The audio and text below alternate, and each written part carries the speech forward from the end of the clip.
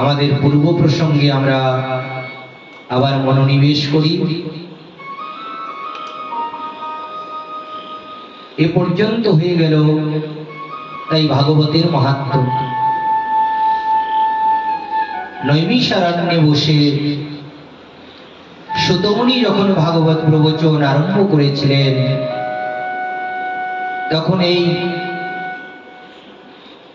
এই ভাগবত মাহাত্ম্যটা সুতমুনি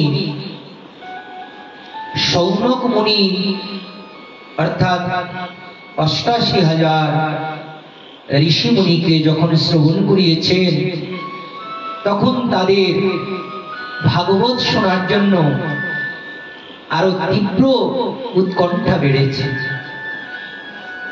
বলছে, মুনিবর, ভাগবতের মাহাত্ম্য শ্রবণ করে আমাদের আর বিলম্ব সইছে না, আপনি কথা প্রসঙ্গ তাড়াতাড়ি আরম্ভ করুন।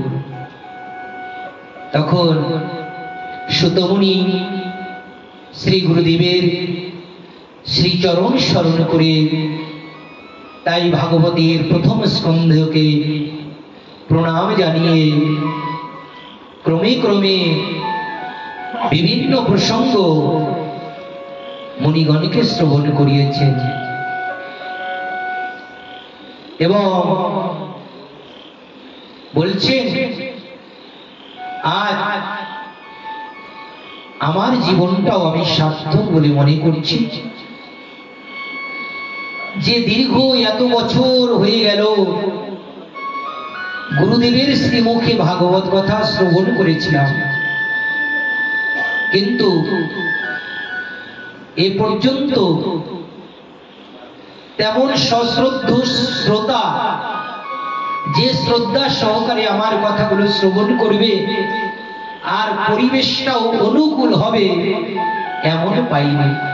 কিন্তু আজ তীর্থযাত্রায় বেরিয়ে আপনাদের এত সাধুর সঙ্গে আমার যে হৃদয়ের মধ্যে কত উল্লাস, আর সর্বোপরি আপনারা যে আজ আমার নিকটে ভাগবত কথা শ্রবণ করতে চেয়েছেন, আমার আরো আনন্দ হচ্ছে। তখন সুতমুনি তাই সুখদেবের শ্রীচরণে সশ্রদ্ধ দণ্ডবত প্রণাম নিবেদন করে আজ ভাগবত প্রবচন আরম্ভ করেছে। ভাগবতের মঙ্গলাচরণ ৩টি শ্লোকের দ্বারা ভাগবতের মঙ্গলাচরণ।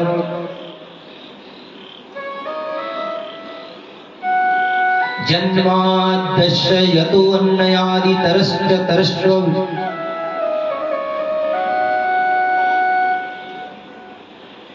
তিনটি শ্লোকে ভাগবতের সুন্দর মঙ্গলাচরণ করে কি বললেন? নিগম কল্পোর তরোর গলিতং ফলম শূক মুখাদম মৃতদ্রব সংযুতম পীবত ভাগবত রসমালয়ম মুহুরহো রসিকা ভুবি ভাবুকা। নিগম কল্পোর তরোর গলিতং ফলম। আহা, কত সুন্দর ফলটি আজ পতিত হয়েছে। নিগম কল্পোর তরোর গলিতং ফলম, অর্থাৎ নিগম মানে বেদ, আর বেদ মানে ভগবান সাক্ষাৎ। ভগবান বেদরূপী কল্প বৃক্ষের একটা ফল, তাই পৃথিবীতে গুরু পরম্পরায় আমাদেরকে দিয়েছে। নিগম কল্পোর তরোর গলিতম ফলম শূক মুখাদ। শূক মুখাদ যে কোনো মিষ্টি ফল, আর তাতে যদি তোতা পাখি একটু নিজের চঞ্চুর দ্বারা তাতে আঘাত করে না, তাহলে সেই যে আম ফলটা পেকেছে, সেই আম ফলটার উপরে যদি নিজের চঞ্চুর দ্বারা একটু ঠোকর মেরে দেয়, তাহলে সেটা আরো দ্বিগুণ স্বাদ বেড়ে যায়। অর্থাৎ সুখদেব মুনি তাই ভাগবত কথা কীর্তন করেছিলেন। তাই তার মুখে যখন ভাগবত কথা কীর্তন হয়েছে না, আরো বেশি মধুময় হয়েছে। তাই তো বলা হয়েছে শুক মুখাদ অমৃত দ্রব সংযুত পিবত ভাগবত রসমালয়া। এই ভাগবত রস কারা পান করছে? রসিকা ভূমি ভাবুকা, যারা এই জগতের রসিক ভক্ত, যারা এই জগতের ভাবুক ভক্ত। রস এবং ভাব, রসের শিরোমণিকে রসিক শেখর কৃষ্ণ পরম করুণ। রসিকের চূড়ামণি হচ্ছেন আমার গোবিন্দ, আর ভাবের চূড়ামণিকে মহাভাব স্বরূপা রাধা ঠাকুরানী। তাই আমার রাধা গোবিন্দকে যারা ভালোবাসে তাদের কাছে ভাগবত অমৃতের মতো, তাদের কাছে ভাগবত প্রাণের মতো। তাই সকলেই কি ধৈর্য ধরে এখানে তাই ভাগবত কথা শ্রবণ করতে পারে? যারা আমার সেই গোবিন্দ রাধা গোবিন্দকে ভালোবাসেন, যারা আমার রাধা গোবিন্দকে প্রেম করেন, তারাই তো এই ভাগবত কথা শ্রবণ করার পিপাসু হয়ে এই অনুষ্ঠানে ছুটে আসে। নিগম কলপুর তরুর গলিতম ফলম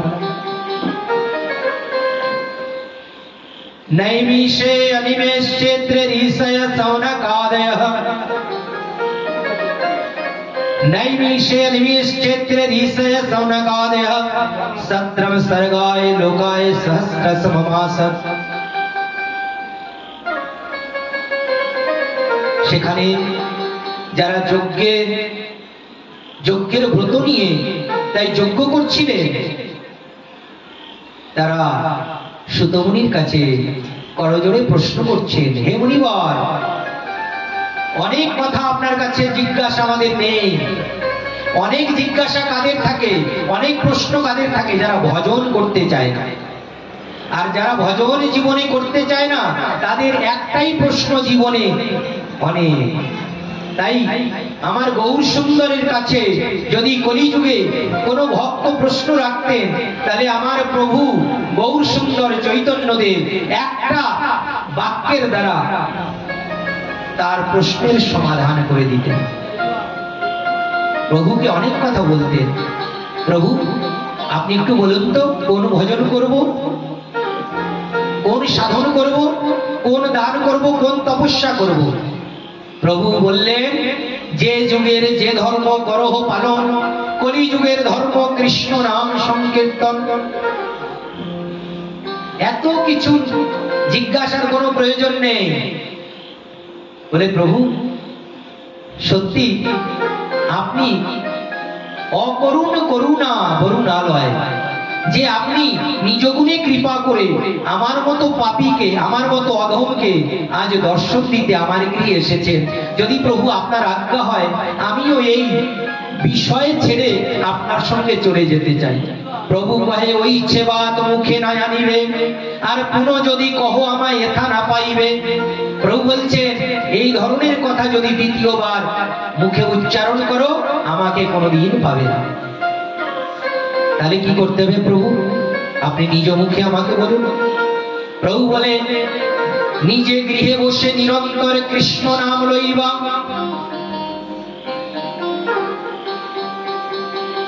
ঘরে কৃষ্ণ ভোজি মরে করিহ আশীর্বাদে, পুনরপি আসি যেন তোমার সবার প্রসাদে। ঘরে বসে কৃষ্ণ ভজন করো আর আমাকে আশীর্বাদ করো, যাতে তোমাদের আশীর্বাদের ফলস্বরূপ আমি আবার তোমাদের সঙ্গ করার জন্য এখানে আগমন করতে পারি। তাই ছুটোছুটি করে কোনো লাভ নেই গো। জীবনে যত ছুটোছুটি করবেন, প্রাণবায়ু শেষ হয়ে যাবে, পরমায়ু কমে যাবে। এর জন্য জীবনে ছুটোছুটি বাদ দিয়ে যে যেখানে আছে, যে যেমন পরিস্থিতিতে আছে, যে যেমন অধিকারী আছে, সেই অধিকারী অনুযায়ী আমার গৌরবাণী সর্বোত্তম মনে করে, তাই গৌরবাণীতে শ্রদ্ধা করে আর সব সময় হরিনাম করুন। সবার মঙ্গল হবে। প্রেমানন্দে হরি হরি বল।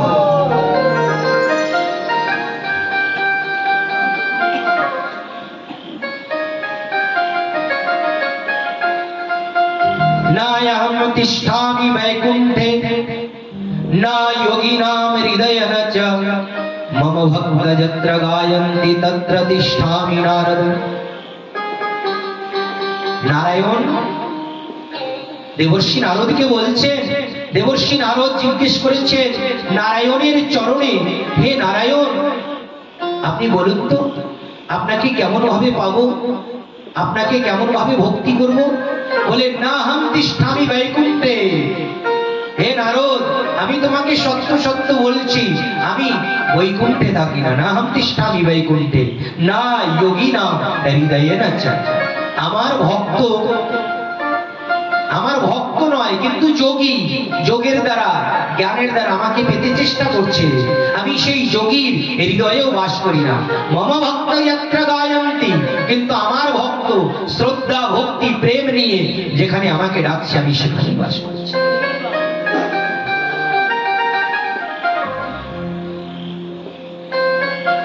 দেবর্ষি নারদ নারায়ণের শ্রীমুখে এই কথা জেনে তিনি বিনা যন্ত্রে সব সময় তাই হরিগুণ গান করছে আর জগৎকে কৃষ্ণ অনুমুখী করছে। কিসের জন্য এসেছে কি করে এই জগতে, কিসের জন্য এসেছি? তাই प्रेम से बोलिए कृष्ण कन्हैया लाल की जय, भागवत भगवान की जय, जय जय श्री राधेश्वरी। সুত মুনির নিকটে শৌনকাদি মুনিগণ 6টি প্রশ্ন রেখেছেন। সেই 6টি প্রশ্নের সমাধানে এই গোটা ভাগবত তৈরি হয়েছে। সেই 6টি প্রশ্নের সমাধানে, তাই সেই পরিপ্রেক্ষিতে দেখুন একটা রহস্য আছে। মহাভারত যেখানে এসে বিশ্রাম লাভ করেছে আর সেখান থেকে কিন্তু ভাগবত শুভারম্ভ হয়েছে।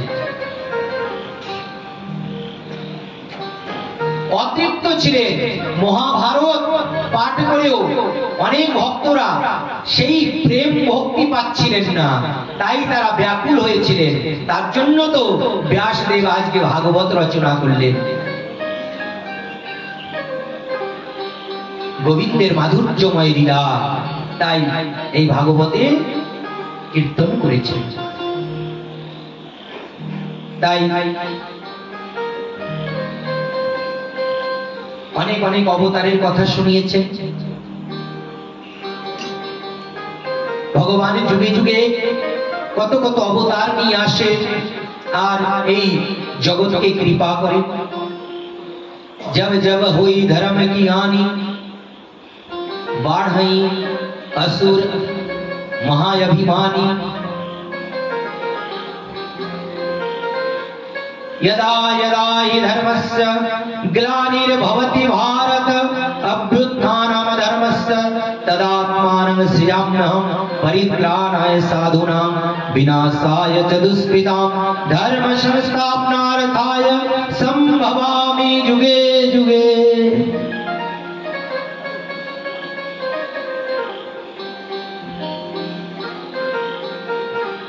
অল্প একটু মহাভারতের কথা তুলে ধরেছে সুত মুনি।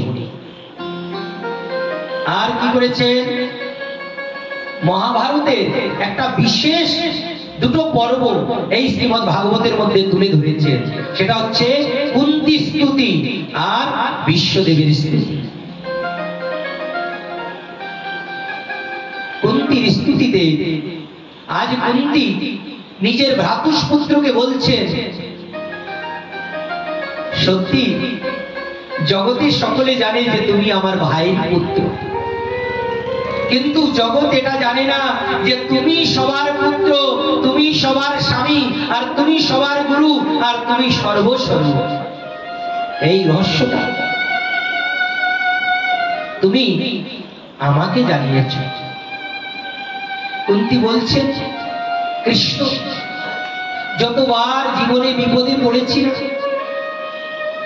যতবার তোমাকে স্মরণ করেছি, অনায়াসে সেই দুস্তর বিপদ থেকে আমরা তরে গিয়েছি জীবন। তাই তোমাকে যারা স্মরণ করে তাদের জীবনে কোনোদিন বিপদ থাকতে পারে না। আরে জীবনের বড় বিপদ তো সেটা, জীবনের বড় বিপদ তো সেদিন যেদিন গোবিন্দকে আমি ভুলে যাই,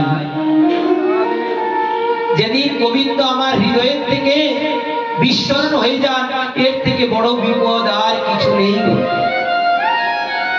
তাই গোবিন্দ জীবনে এতটুকু কৃপা করো যাতে করে তুমি যে আমাকে যে যে বিপদে মধ্যে ফেলে রেখে দিয়েছিলে, আর যে যে বিপদে আমি তোমাকে স্মরণ করেছি, সেই সব বিপদের মধ্যে দিয়ে তুমি আমাকে কৃপা করে আমাকে বিপদ থেকে তরিয়ে দিয়েছো। আর আমি কারোর দ্বারে যাইনি বিপদের সময়। অনেকে তো বিপদের সম্মুখীন হলে পরে কত জায়গায় ছুটে বেড়ায়, কিন্তু আমি তোমারই চরণের স্মরণ করেছি।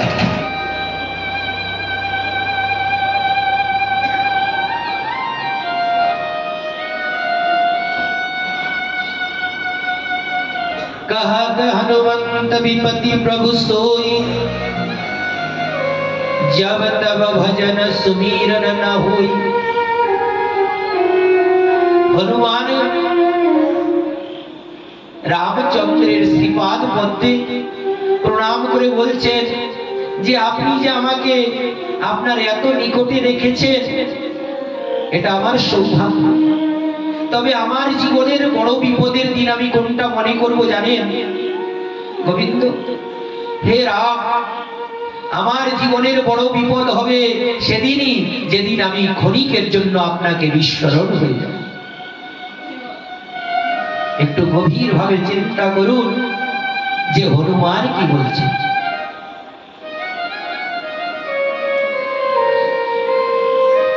কুন্তী আমার গোবিন্দের কাছে কি চেয়েছে? গোবিন্দের কাছে চেয়েছে, গোবিন্দ তুমি এই কৃপাটুকু আমাকে জীবনে করো যে আমাকে সারা জীবন তুমি বিপদ দিয়ে রেখো, আর যে বিপদের মধ্যে আমি তোমাকে সারাক্ষণ স্মরণ করতে পারি। আর এমন বিপদ আমাকে দিও না যে বিপদে আমি তোমাকে বিস্মরণ হয়ে যাই। এটা বিপদ নয় গোবিন্দ, এটা তোমার অকারণ কৃপা, এটা তোমার অকারণে কৃপা। কুন্তী এই বলতে বলতে তাই গোবিন্দের সামনে হাউ হাউ করে রোদন করতে লাগলেন। আর কি বলছেন? কৃষ্ণায় বাসুদেবায় দেবকী নন্দনায় চ নন্দ গোপ কুমারায় শ্রী গোবিন্দায় নমো নমঃ। এটা শুধু প্রবাদ যে তোমাকে জগতে বলে তুমি দেবকীর নন্দন, তুমি যশোদার নন্দন, তুমি কারোর নন্দন নও। কিন্তু যে ভক্ত তোমাকে যেভাবে ডেকেছে তাকে সেই অনুপাতে কৃপা করার জন্য তুমি কারোর বন্ধু সেজে এসেছো, তুমি কারোর পুত্র সেজে এসেছো, তুমি কারোর গুরু সেজে এসেছো। এই নানান রূপে তুমি লীলা করার জন্য এই জগতে এসেছো গোবিন্দ।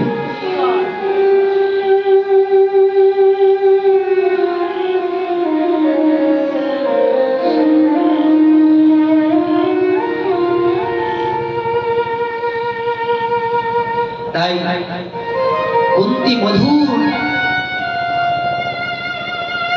ভাষার দ্বারা আমার গোবিন্দের স্তুতি করলেন। আমার গোবিন্দ অবিলম্বে পিসিমা পিসিমা বলে তাকে আজকে প্রেম আলিঙ্গন করলেন। আর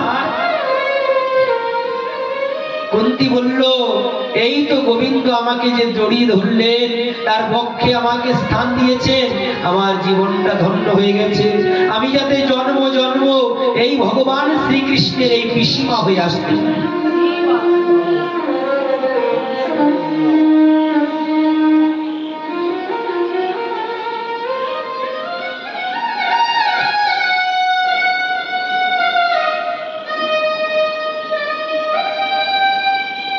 ভাগবতে রামায়ণের প্রথম স্কন্ধের মধ্যে সুতমুনি অন্যান্য অনেক প্রসঙ্গ আলোচনা করছে। তার মধ্যে আরেকটি গভীর প্রসঙ্গ তিনি তুলে ধরেছেন, সেটা হচ্ছে বিশ্বস্তুতি।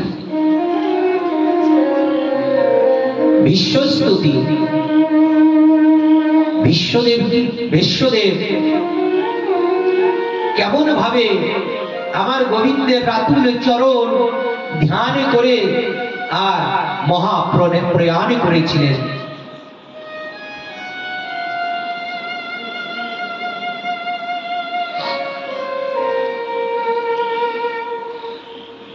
যখন কুরুক্ষেত্রের লড়াই হচ্ছিল, যুদ্ধ সংগঠিত হয়েছিল,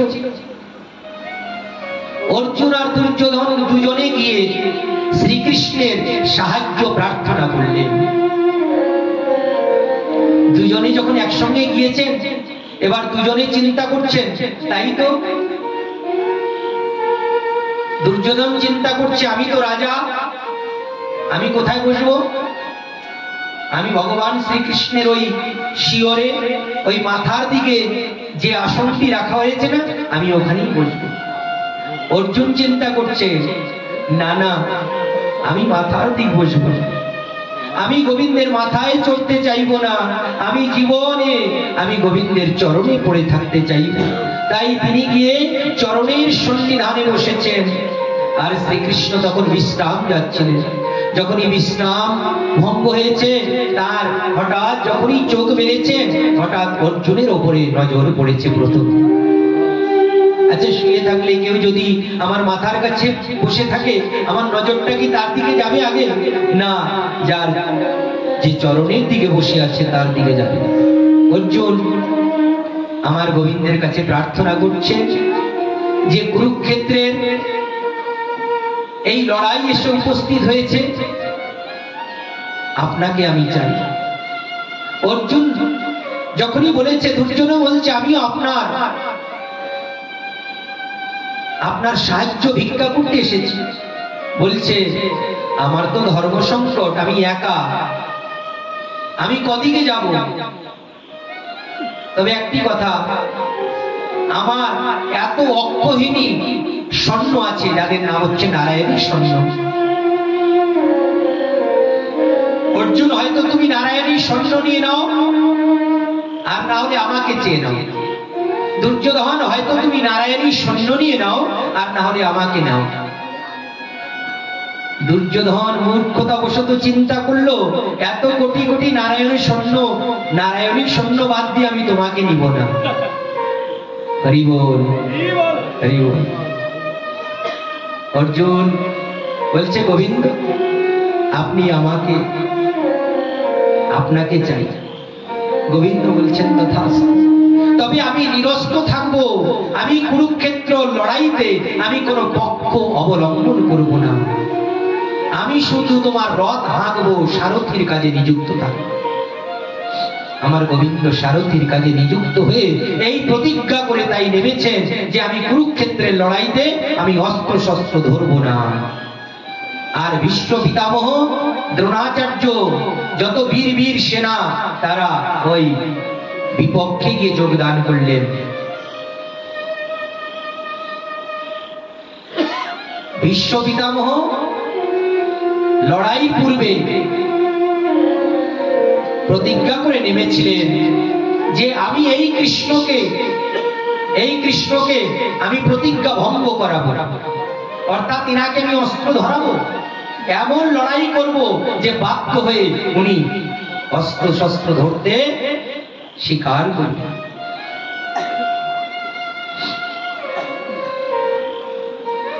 এদিকে যখন যুদ্ধ আরম্ভ হয়ে গেছে, যখন ভীষ্ম পিতামহের বাণের সম্মুখে আর পাণ্ডবের সৈন্যগণ দাঁড়িয়ে থাকতে পারছে না, তছনছ হয়ে যাচ্ছে, তখন ভক্তের বিপদ দেখে আমার গোবিন্দ কি করলেন, এদিকে অর্জুনেরও সাহায্য করলেন, আর ওদিকে ভীষ্ম পিতামহেরও বাক্য রক্ষা করলেন।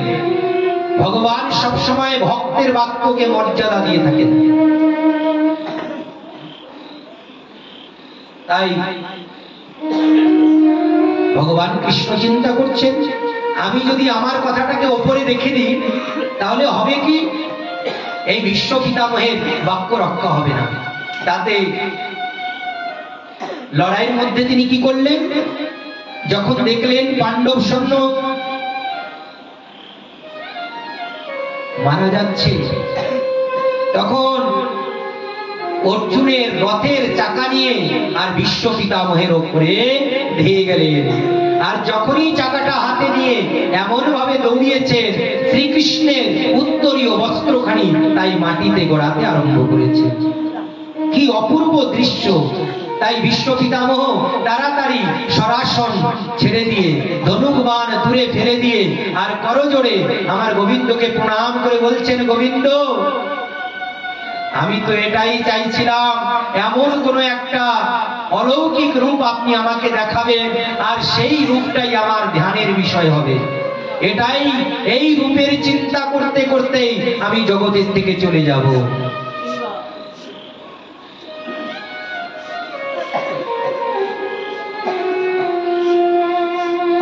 আজ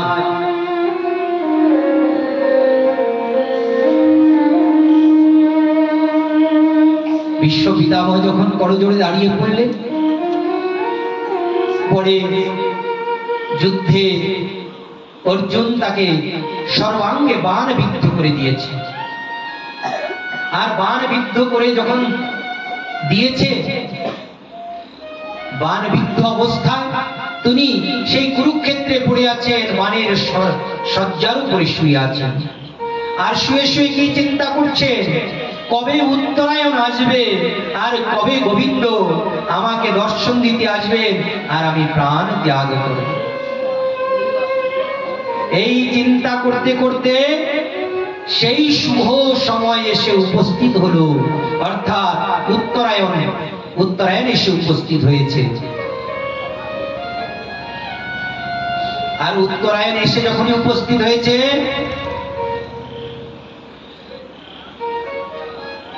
গোবিন্দের চরণ চিন্তা করছেন বিশ্বদেব। আর আমার গোবিন্দ তো সকলার হৃদয়ের সংবাদ তার জানা আছে।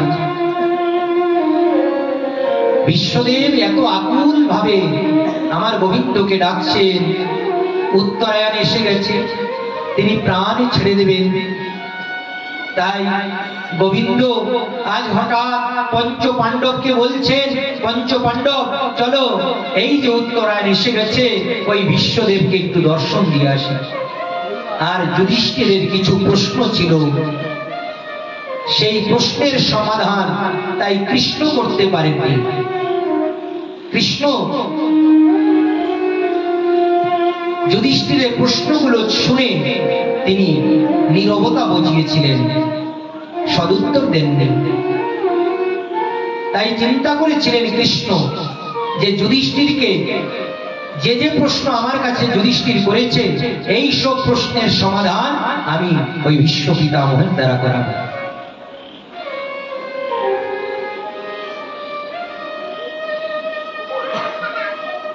তখন পঞ্চ পাণ্ডবকে নিয়ে যাত্রা করেছেন। আর যখনই বিশ্ব পিতামহের সম্মুখে গিয়ে কৃষ্ণ উপস্থিত হলেন, আর কৃষ্ণকে দেখে, পঞ্চ পাণ্ডবকে দেখে আর বিশ্ব পিতামহের যে কত আনন্দ হয়েছে, আর বলছে, সত্যি গোবিন্দ, জগতে বলেন লোকে, বহির্মুখ লোক বলে, বিষয়ী লোক বলে যে আপনার করুণা তারা দেখতে পায় না, কিন্তু আমি দেখি যে করুণা আপনার সর্বত্র ছড়িয়ে আছে। যাদের সেই নেত্র উন্মিলন হয়নি, তারা আপনার কৃপা কোনদিন দেখেও দেখতে পারে না। আর যারা আপনাকে ভালোবাসে, তারা আপনার কৃপা যথারীতি অনুভব করে। বিশ্ব পিতামহের দু নয়ন দিয়ে অবিরল ধারে অশ্রু গড়িয়ে পড়তে আরম্ভ করেছে। হে গোবিন্দ, আমার যে কি সৌভাগ্য, এই যে উত্তরায়ণ উপস্থিত হয়েছে, আর আপনি আমাকে দর্শন দিতে এসেছেন, শুধু একা এসেছেন তা নয়, আপনার প্রিয় এত সাধু মুনি ঋষিদের নিয়ে এসেছেন, আর পঞ্চ পাণ্ডবকে নিয়ে এসেছেন। এই পঞ্চ পাণ্ডব আপনার সাহচর্যে এতদিন বাস করেও আপনাকে কিন্তু চিনতে পারে না। আপনাকে কখনো দূতের কাজে নিযুক্ত করে তাই কৌরব সভায় আপনাকে পাঠিয়েছে, কখনো আপনাকে সারথি কাজে নিযুক্ত করেছে, কখনো আপনাকে শিবিরের রক্ষার দায়িত্বে আপনাকে নিযুক্ত করেছে। পঞ্চ পাণ্ডব, তোমাদের কি বলবো, তোমরা এই আমার সম্মুখে যে গোবিন্দ আছে না, এনাকে তোমরা চিনতে পারোনি। ইনি হচ্ছেন সেই অনাদির আদি গোবিন্দ, যার চরণে ভক্তি করলে পরে সর্ব বাধা বিপত্তি সবই কিছু কেটে যায়। তাই তো তার করুণাটি দেখো, যে আজকে আমি যাত্রা করব বলে তার পূর্বে তিনি এসেছেন। আর বিশ্বদেব তাই স্তুতি করছেন। কোন শ্লোকের দ্বারা স্তুতি করছেন আপনারা শুনুন। শ্লোক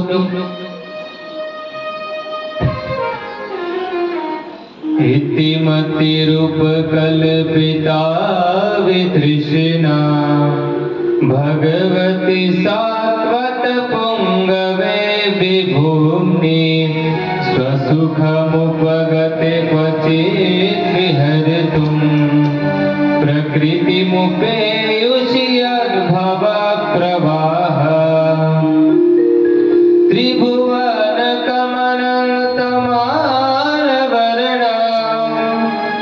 रविकर गौरवराम्बरम दधाने वपुरलक कुलवृताननाब्जं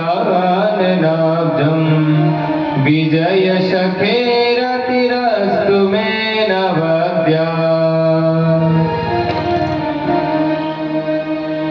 এই শ্লোকের দ্বারা তাই বিশ্বদেব শ্রীকৃষ্ণের স্তুতি করছেন। আর শ্রীকৃষ্ণের স্তুতি করতে করতে তিনি কি করলেন, নিজের প্রাণ ছেড়ে দিয়েছেন। আর সবার সমক্ষে তিনি গোবিন্দের সঙ্গে মিলিত হলেন।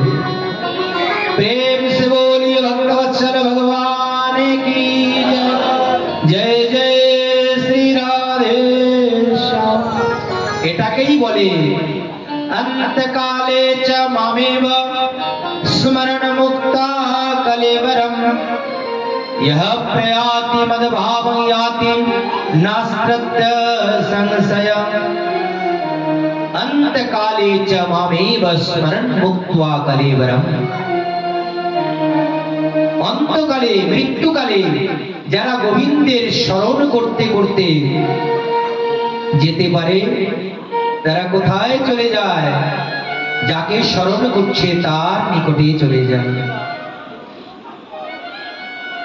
তাই এমন সাধন ভজন জীবনে করতে হবে যাতে হাঁচনে কালে, হুচট খেলে, ভ্রমণে, আলাপনে, জিম্বনে যাতে হা গোবিন্দ, হা কৃপাময়, হা নাথ, হা রমণ, এইসব গোবিন্দের পবিত্র নাম উচ্চারণ। হুচট খেয়েছেন, বাবারে বাবারে বলে কোনো দরকার নেই, গোবিন্দ গোবিন্দ বলে। আরে গোবিন্দ গোবিন্দ তো এত তাড়াতাড়ি আসবে না, সেটা তো আপনি অভ্যাসে পরিণত করেন। কৃষ্ণের সম্বন্ধ বিনা কাল নাহি যায়, ভুক্তি মুক্তি সিদ্ধি তারে কভু নাহি হয়। কৃষ্ণের সম্বন্ধ বিনা কাল নাহি যায়, ভুক্তি মুক্তি সিদ্ধি তারে কভু নাহি হয়। যাদের কৃষ্ণ সম্বন্ধ নিয়ে কাল কাটছে তারা বলেন যে গোবিন্দ আমাদের ভোগের কোনো প্রয়োজন নেই, আমাদের মুক্তির প্রয়োজন নেই, আমাদের সিদ্ধির কোনো প্রয়োজন নেই, আপনার চরণে যাতে আমরা দাস হয়ে থাকতে পারি। বিশ্বদেব আমার গোবিন্দকে স্মরণ করতে করতে গোবিন্দ পাদ পদ্ম লাভ করলেন। এই পরিপ্রেক্ষিতে এই পাণ্ডব বংশে রাজর্ষি পরীক্ষিত মহারাজ। অর্জুনের পুত্রের নাম হচ্ছে অভিমন্যু, অভিমন্যুর পুত্রের নাম কি গো? পরীক্ষিত মহারাজ। মায়ের নাম কি? উত্তরা। উত্তরার গর্ভ হতে পরীক্ষিত মহারাজ জন্ম নিয়েছে। আর যখনই অশ্বত্থামা ব্রহ্মাস্ত্র সন্ধান করেছে, আর সেই ব্রহ্মাস্ত্র কি উদ্দেশ্যে সন্ধান করেছে? যে পাণ্ডব বংশ নির্বংশ হয়ে যাবে। তাই পাণ্ডব বংশের ওই যে বীর্য উত্তরার গর্ভে রয়েছে, গর্ভরূপে, তাই ওই ধেয়ে আসছে উত্তরাকে নষ্ট করবে, উত্তরার গর্ভকে নষ্ট করবে। উত্তরা কাতর কণ্ঠে গোবিন্দের শরণে গেলেন। হে গোবিন্দ, হে প্রাণনাথ, হে বিপদ ভঞ্জন, হে মধুসূদন, এই মহা বিপদ থেকে আপনি আমাকে ত্রাণ করুন। যখনই গোবিন্দকে ডেকেছে, আর আমার গোবিন্দ কি করেছে? সেই গর্ভের মধ্যে প্রবেশ করে আর গদা ঘুরিয়ে ঘুরিয়ে সেই গর্ভকে রক্ষা করেছে। তাই গর্ভের মধ্যে বসে আমার গোবিন্দকে যখন পরীক্ষিত দর্শন পেয়েছিলেন, আর যখনই মাতৃ জঠর থেকে বেরিয়ে এসেছেন, জন্ম হয়েছে, তখন বাইরে এসে সবাইকে পরীক্ষা করতেন যে আমি গর্ভে যাকে দর্শন পেয়েছি সেই পুরুষটিকে। এই গুণের জন্য তার নাম হয়েছে পরীক্ষিত।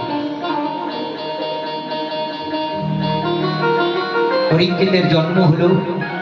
পঞ্চ পাণ্ডব যখন দেখলেন যে আমাদের বংশধর পরীক্ষিত এখন রাজসিংহাসনে বসবার যোগ্য হয়েছে, পঞ্চ পাণ্ডব অবিলম্বে পরীক্ষিতকে রাজসিংহাসনে বসিয়ে দিয়ে তারা উত্তর দিকে হিমালয়ের দিকে হরিদ্বারে যাত্রা করলেন। পঞ্চ পাণ্ডব যখন যাত্রা করেছে, পরীক্ষিত মহারাজ আজ সসাগরা পৃথিবীর সম্রাট হয়ে, পৃথিবীর রাজা হয়ে পৃথিবীর শাসন করছে আর গোবিন্দের ভক্তি করছে। কিছুকাল রাজপাট সামলিয়ে হঠাৎ একদিন তিনি বনে মৃগয়া করতে গেলেন। মৃগয়া করতে করতে হঠাৎ তার জল তৃষ্ণা পেয়েছে। জল তৃষ্ণায় তার তালু বিশুষ্ক হয়েছে, তালু শুকিয়ে গেছে। আর তিনি জলের সন্ধানে সেই বন বনান্তরে জল অন্বেষণ করছে, কোথাও জল পাচ্ছেন না। তখন কি হয়েছে? সেই বনের মধ্যে অদূরে একটি পর্ণকুটির দেখতে পেয়েছেন। সেই পর্ণকুটির মধ্যে একটি মুনি ধ্যানোপবিষ্ট রয়েছেন, ধ্যান করছেন। মুনিবরের নিকটে গিয়ে বলছেন, আপনি আমাকে জল দিন, জল দিন। বারবার যখন চিৎকার করে বলছে, মুনি আর চক্ষু উন্মীলন করছে না। মুনি কি করে চক্ষু উন্মীলন করবে? তিনি তো এই দেহ ছেড়ে আত্মায় পরমাত্মার সঙ্গে মিলে গেছে, তার তো আর বাহ্যিক জ্ঞান নেই। এত জোরে জোরে ডাকার পরেও যখন সাড়া দেননি, তখন পরীক্ষিত মহারাজ মনে করছেন, চিন্তা করছেন, আমার রাজ্যের মধ্যে সাধন ভজন করছে, আমি তার আশ্রমে এসেছি, আমাকে মৌখিক স্বাগত অভ্যর্থনা না জানিয়ে আর তপস্যার ভান করছে। সত্যি কি ইনি তপস্যা করছে, নাকি আমাকে দেখে ভঙ্গি করছে? তাই তিনি কি করলেন? অদূরে একটি মৃত সর্প ছিল, নিজের বাণের দ্বারা সেটি এনে আর মুনির গলায় যখন পেঁচিয়ে দিলেন, মুনি তো ধ্যানেই আছে, তার ধ্যান ভঙ্গ হয়নি। এবার ধ্যান ভঙ্গ না হওয়ার ফলস্বরূপ পরীক্ষিত যখন সেখান থেকে যাত্রা করে চলে গেলেন, সেই যে মুনি যিনি তপস্যা করছিলেন তার পুত্রের নাম হচ্ছে শৃঙ্গি ঋষি। যখনই তিনি শুনেছেন যে আমার পিতাকে কেউ এ ধরনের অপমান করেছে, তিনি সেটা সহ্য করতে না পেরে তাড়াতাড়ি কৌশিকী নদীর জলে আচমন করে আর অভিসম্পাত করলেন, যিনি আমার পিতাকে অপমান করেছে আমি অভিসম্পাত করছি যে 7 দিনের মধ্যে তার বিষধর তক্ষক দংশনে তার মৃত্যু হবে। প্রেম সে বলি बोलिए कृष्ण कन्हैया लाल की, भागवत भगवान की जय। जय श्री राधे।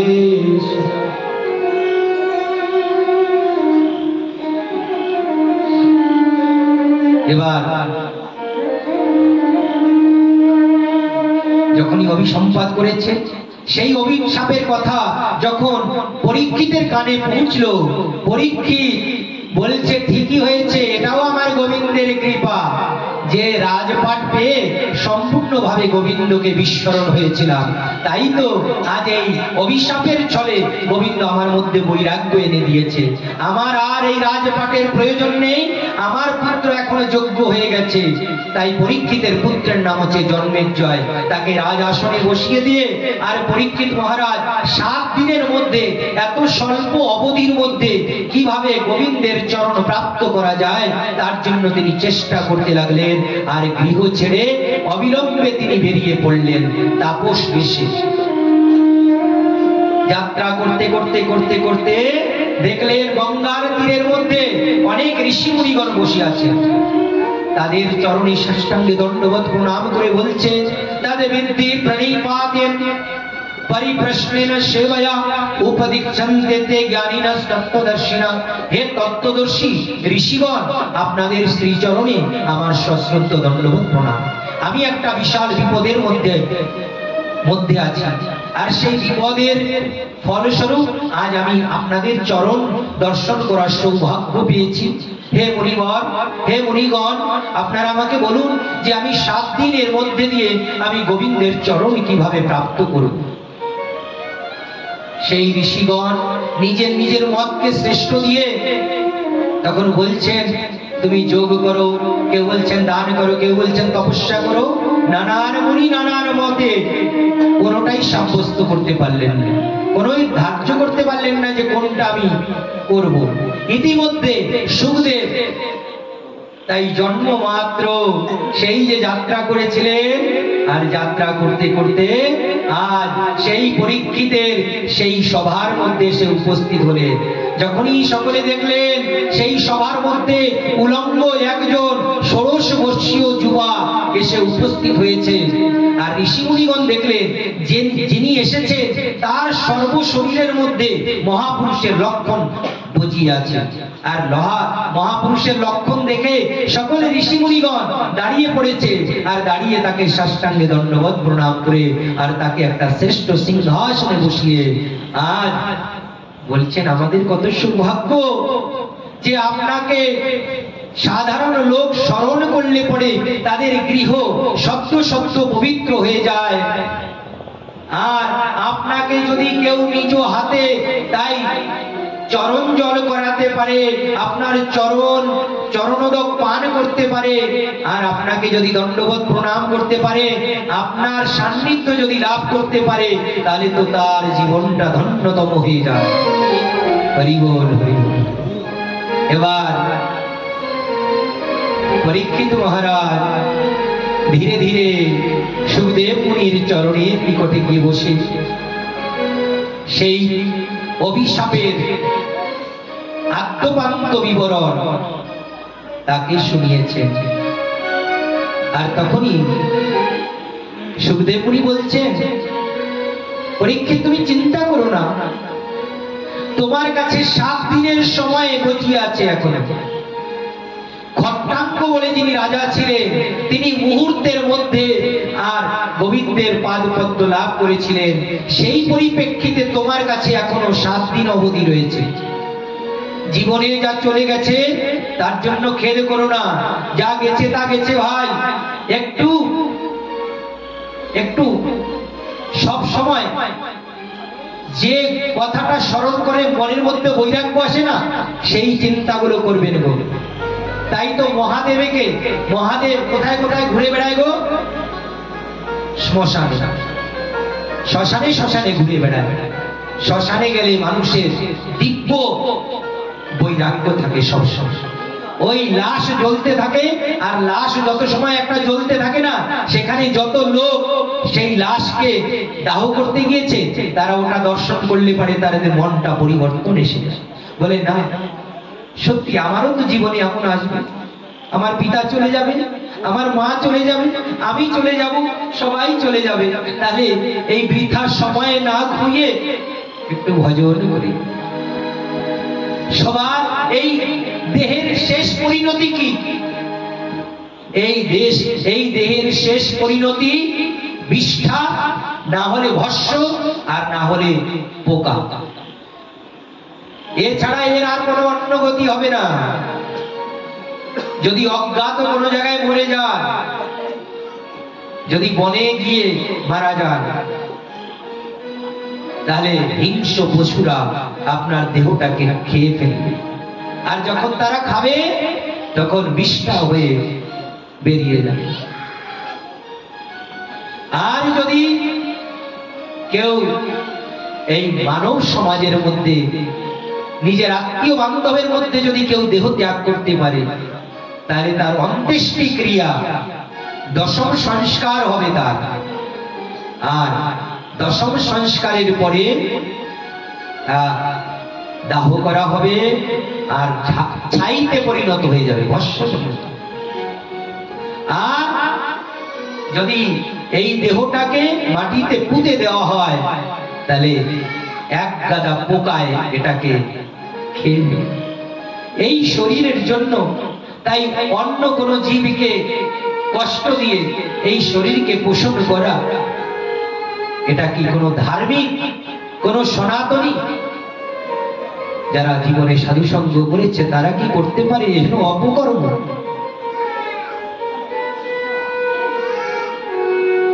ধর্ম নাহি দুসরা দয়া সমান। দয়ার মতো কোনো ধর্ম নেই গো। আর যাদের মধ্যে দয়ার লেশ মাত্র নেই, তারা তো পশুর থেকে অধিক।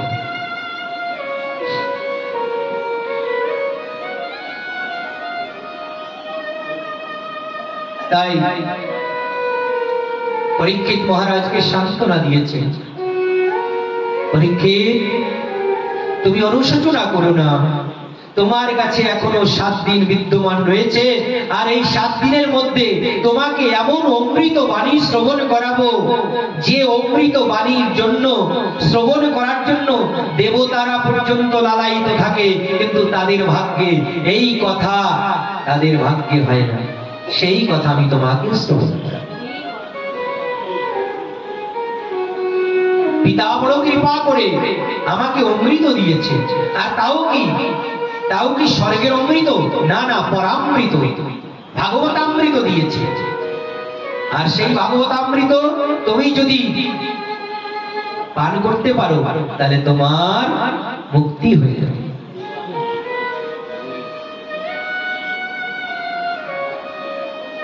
পরীক্ষিত মহারাজ সুখদেবের চরণ দুখানি নয়ন জলে প্রক্ষালন করে দিয়ে, আর সেই জল পান করে আর কি বলছেন, যে সঙ্গম স্মরণাদ বৈ সদ্য শুদ্ধন্তি গৃহা কিং পুনর্দর্শন পাদ শৌচন আসন আদি।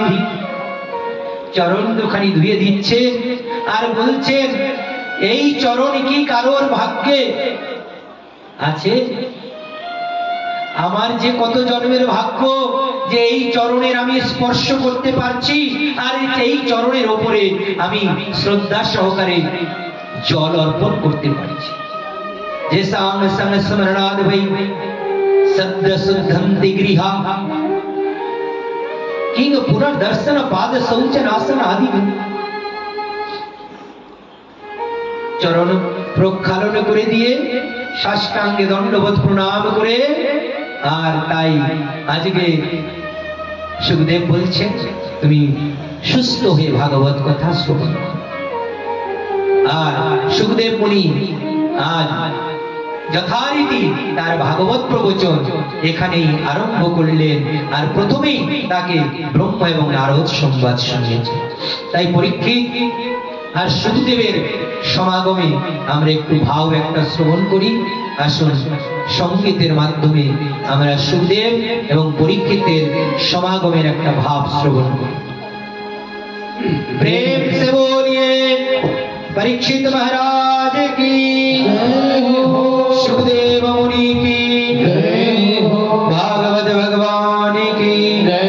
जय जय श्री राधे। भागवत कथा सुनाने वाले, हरि के कथा सुनाने वाले, तुमको लाखों प्रणाम, तुमको लाखों प्रणाम। हरि कथा सुनाने वाले, कृष्ण कथा सुनाने वाले, तुमको लाखों प्रणाम, तुमको लाखों प्रणाम। हरि के कथा सुनाने वाले, भागवत कथा सुनाने वाले, तुमको लाखों प्रणाम, तुमको लाखों प्रणाम। तुमको लाखों प्रणाम, तुमको लाखों प्रणाम।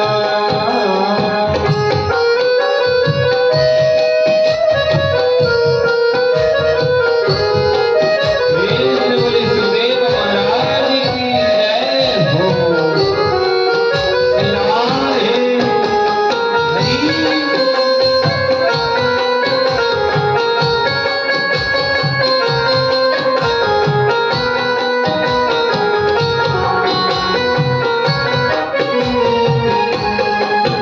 हमने कर विष का प्याला, जा रहे थे हम का गोला। हमले करवट का प्याला, जा रहे थे यम के गाला। हमने कर विष का प्याला, जा रहे थे हम को गोला। हमले करवट का प्याला, जा रहे थे यम के गाला। अमृत पान करने वाले, अमृत पान कराने वाले, अमृत पान कराने वाले, प्रभु सुधा पिलाने वाले। तुमको लाखों प्रणाम, तुमको लाखों प्रणाम। हरि के कथा सुनाने वाले, गोविंद कथा सुनाने वाले, तुमको लाखों प्रणाम, तुमको लाखों प्रणाम। हरि हमारे कार्यक्रम के गान करो, जय राधे।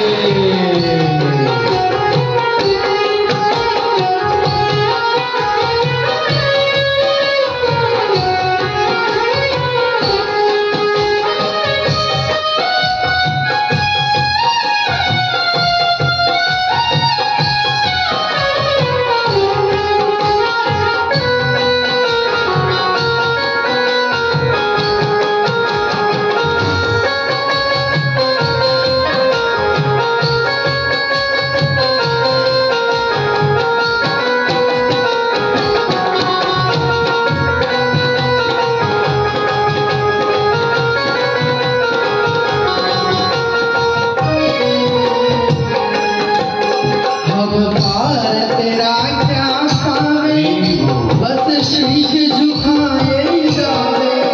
हम पार तेरा क्या पावे, बस शीश झुकाए गावे। हम पार तेरा क्या पावे, बस शीश झुकाया गावे। हम पार तेरा क्या पावे, बस शीश झुकाए गावे। प्रेम लुटाने वाले, ओ प्रेम लुटाने वाले, ओ प्रेम लुटाने वाले, तुमको लाखों प्रणाम, तुमको लाखों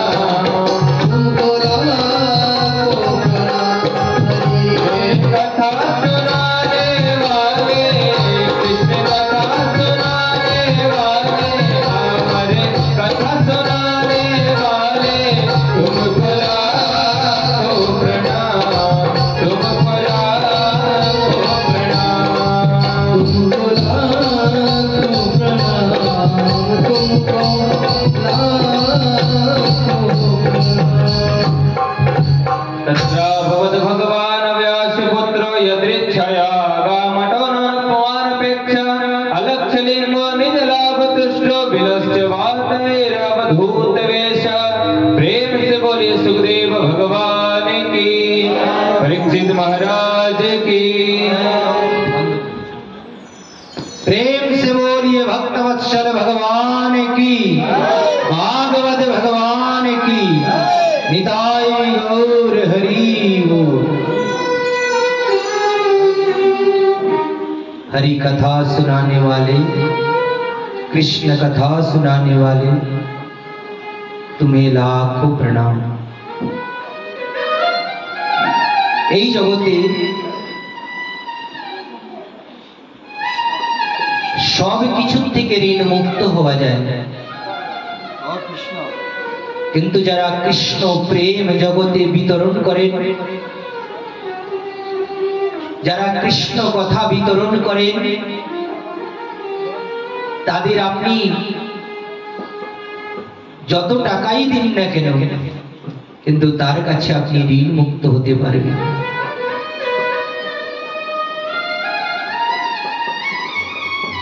আমরা চিরদিন তার নিকটে ঋণী থাকব, যিনি কৃপা করে আমাদের এই কৃষ্ণ কথা জগতে দিয়েছেন। তাই সুখদেব মুনির চরণে আমাদের প্রণাম ছাড়া আর অন্য কোনো পথ নেই, যে তিনি তো আমাদের জগতে এত শ্রেষ্ঠ অমৃত দিয়ে গেলেন, কিন্তু আমরা তাকে দিব কি? আমাদের কাছে কি চেয়েছে?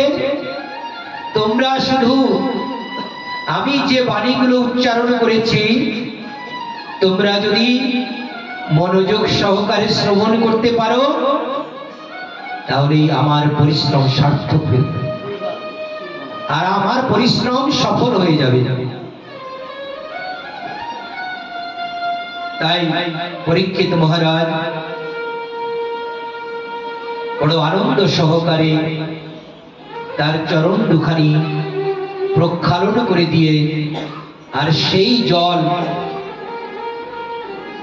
নিজে পান করলেন, আর মস্তকে ধারণ করলেন, আর অনশন ব্রত নিয়ে বলছেন, হে মুনি প্রবর, এক গ্লাস জলের জন্য যখন সাধুকে অপমান করলাম, তাহলে জীবনে আমি জলও পান করব না। আহার তো দূরের কথা, জলও পান করব না, এক গ্লাস জলের জন্য। তাই এত বড় ঋষিকে অপমান করলাম।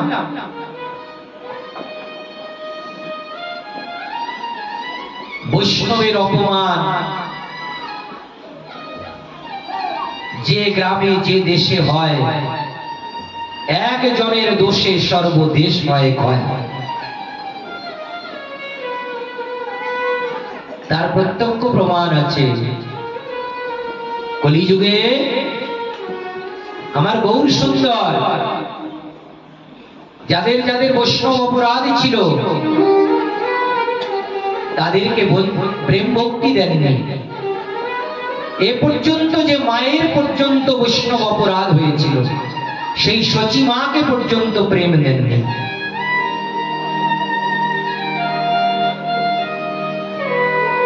কিন্তু যখন দেখলেন আমি তো অবিলম্বে সন্ন্যাস নিয়ে আর এই নবদ্বীপ ধাম ছেড়ে চলে যাব, আর মা তো এই বৈষ্ণব অপরাধী থেকে যাবে, কৃষ্ণ প্রেম তার লাভ হবে না। তাই তাড়াতাড়ি ভক্তগণকে বলল, যখন সকল ভক্তকে প্রভু প্রেম দিচ্ছে, শ্রীবাসকে প্রেম দিয়েছে, মালিনীকে প্রেম দিয়েছে, সকল নবদ্বীপবাসী ভক্তদেরকে প্রেম দিয়েছেন, কিন্তু সচিমাকে প্রেম দিচ্ছেন না। শ্রীবাস গিয়ে প্রভুর চরণে জিজ্ঞেস করলেন, প্রভু আপনি সকলকে প্রেম দিচ্ছেন, কিন্তু আমার সচিমাকে কেন দিচ্ছেন? বলছে, তোমাদের তো জানা নেই, আমার মায়ের অজ্ঞাত বৈষ্ণব অপরাধ আছে। মাও সেটা জানে না যে আমি বৈষ্ণব অপরাধ করেছি। তাই মাকে গিয়ে বলে দাও যে অদ্বৈত আচার্যের কাছে তার অপরাধ আছে। মা যদি অদ্বৈতের চরণ ধরে বলে যে আমার অপরাধ ক্ষমা করে দিন, তাহলে সেই মা অপরাধের থেকে মুক্ত হয়ে আর ভক্তির অধিকারী হয়ে যায়। তাই মাকে সেই অপরাধ মুক্ত করে প্রেমের অধিকারী করি। এর জন্য বলেছে সাধু গুরু বৈষ্ণব এদের কাছে কেমন সাবধান বজিয়ে রাখতে হয়, জ্ঞাত অজ্ঞাত কোনো অপরাধ যাতে আমার দ্বারা না ঘটে যায়। তাই কি বলেছে, শ্রী গুরু চরণ পদ্ম কেবলই ভকতি শব্দ বন্ধময়ী সাবধান মতে। শ্রী গুরু চরণ পদ্ম কেবলই ভকতি সদ্ম বন্ধময়ী সাবধান মতে। ভক্তি কোথায় আছে? শ্রী গুরু চরণ পদ্ম, যার গুরু চরণে নিষ্ঠা আছে তারই তো কৃষ্ণ চরণে ভক্তি হবে। আর যদি দেখি তাও গুরুও সেই শ্রেণীর গুরু হওয়ার দরকার। এই জগতে অনেক রকম গুরু আছে, जैसा को तैसा मिले, राजा को रानी मिले और भूत को पेतनी मिले। পূর্ব জন্মে ভালো কর্ম করে আসবেন, ভালো গুরু পাবেন। গুরু কোনোদিন লোভে পড়ে করতে নেই, দলে পড়ে করতে নেই, ওই দল ভারী। শাস্ত্রে গুরুর লক্ষণ আর গুরুর যে গুরুগুলো বলেছে সেইগুলো জেনে গুরু করতে হয়, তাহলে জীবনে কিছু লাভ হয়। আরেকটা কথা জেনে রাখবেন, যারা কোনো নেশার বসে আছে আর যারা মদ মাংস আমিষের সঙ্গ করছে তারা কোনোদিন গুরু হবার যোগ্য নয়, শাস্ত্র। যারা জিহ্বার উপরে জয় লাভ করেছে তারাই গুরু হবার যোগ্য। যদি কোনো গুরুদেব এই ঘষাঘষির পার্টিতেও থাকে আর টানাটানির পার্টিতে থাকে আর যদি আমিষাদিও ভক্ষণ করে, সে কোনোদিন শাস্ত্র অনুযায়ী গুরু হওয়ার যোগ্য নয়। শাস্ত্রে যে গুরুর লক্ষণ বলেছে সেই লক্ষণ দেখে যখন গুরু করবেন দেখবেন আপনা আপনি একটা পরিবর্তন জীবনে এসে যাবে। দিব্য জ্ঞানে হৃদয় প্রকাশিত, দিব্য জ্ঞান হৃদয় প্রকাশিত, প্রেম ভক্তি যাহা হতে অবিদ্যা বিনাশ যাতে বেদে গায়ে যাহা রচনা। শ্রী গুরু করুণা সিন্ধু অধম জনার বন্ধু লোকনাথ লোকের জীবন। আহা প্রভু করো দয়া দেহ মরে পদ ছায়া এবে যশ ভূষুক ত্রিভুবন। মো সমপতিত নাই ত্রিভুবনে দেখো চাই নরোত্তম পাবন নাম ধাম।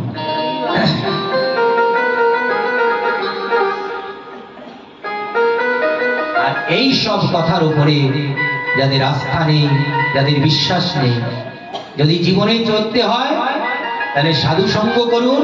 আর সাধু সঙ্গ করতে করতে, গ্রন্থাদি শ্রবণ করতে করতে, সাধুর বাণী শ্রবণ করতে করতে জানতে পাবেন যে কেমন গুরু জীবনে করতে হয়।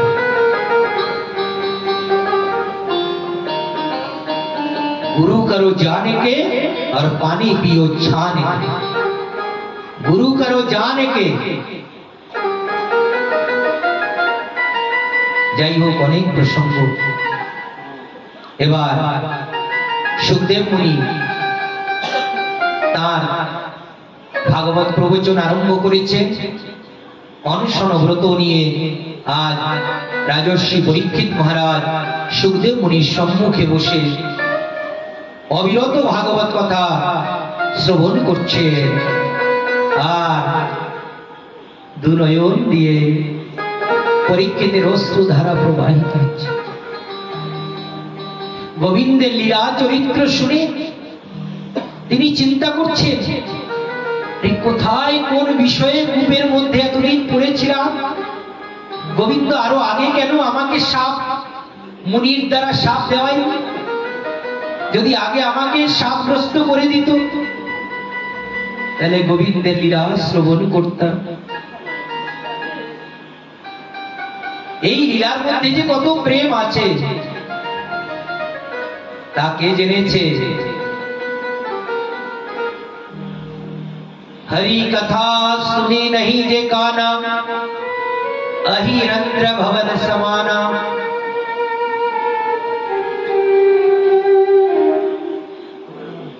কৃষ্ণের মধুর বাণী অমৃতের তরঙ্গ তরঙ্গিনী তার প্রবেশ নাই যে শ্রবণে, কানা করি ছিদ্র সম জানিও সেই শ্রবণ, তার জীবন হইল অকারণ।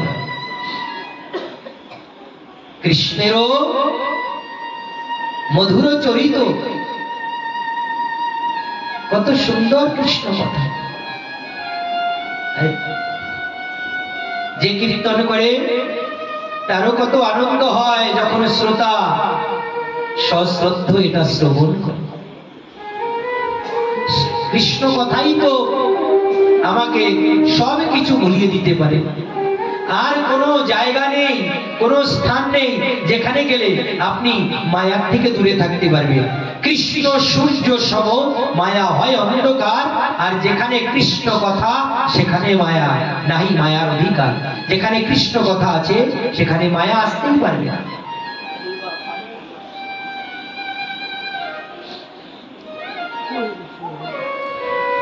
তাই সুখদেব মুনি প্রথমেই ব্রহ্ম নারদ সংবাদ শুনিয়েছেন।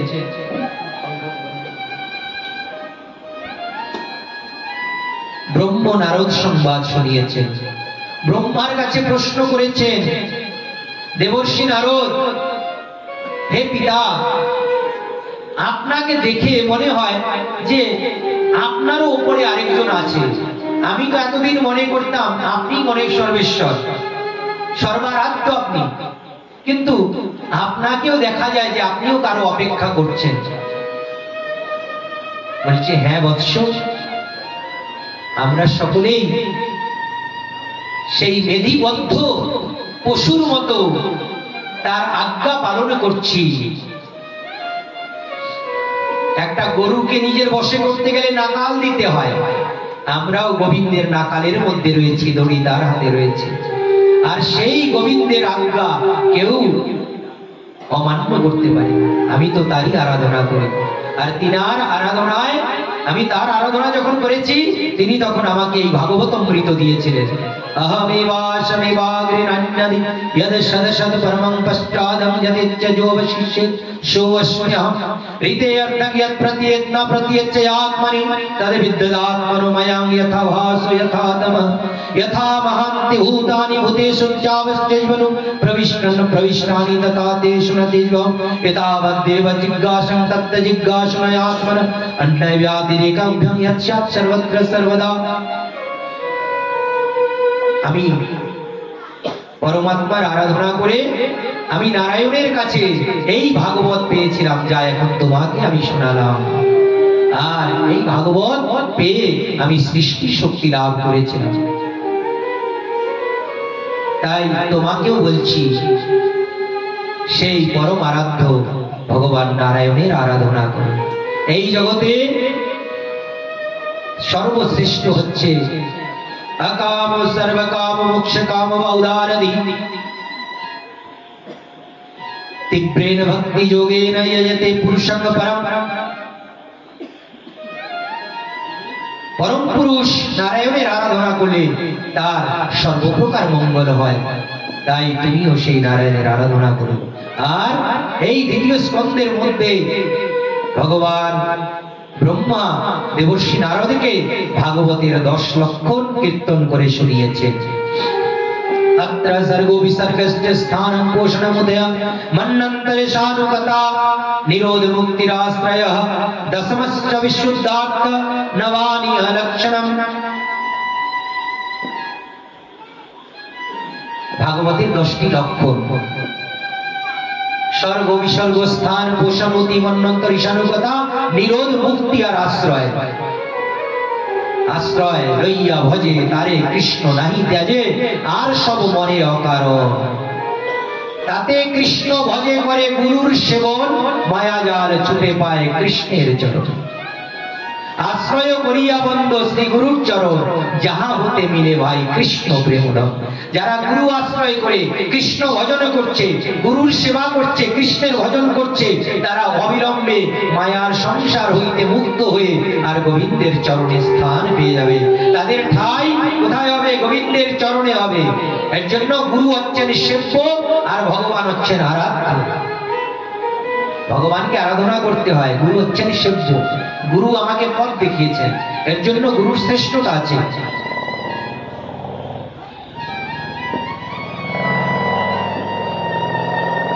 এরপর দ্বিতীয় স্কন্ধকে এখানেই প্রণাম জানিয়ে সুখদেব মুনি মধুর ভাবে তৃতীয় স্কন্ধের প্রসঙ্গ আরম্ভ করেছেন। এই দ্বিতীয় স্কন্ধের মধ্যে বিদুর এবং মন্ত্রের সংবাদ আলোচনা হয়েছে। বিদুর এবং মন্ত্রের সংবাদ বড় মার্মিক প্রসঙ্গ, তাই বিদুর এবং মন্ত্রের সংবাদ আমরা তৃতীয় দিনের ভাগবত কথায় যথারীতি শ্রবণ করব। আজকের দ্বিতীয় দিবসের এই পবিত্রতম এই ভক্তিমূলক ভাগবত কথা আজকের মতো এখানেই বিশ্রাম জানিয়ে এখন আমরা সকলে ভাগবতের আরতি দর্শন করব। তারপরে ভাগবতের যিনি আয়োজক, তিনি যা প্রসাদ আপনাদের জন্য তৈরি করেছেন সেই প্রসাদ কিঞ্চিত গ্রহণ করে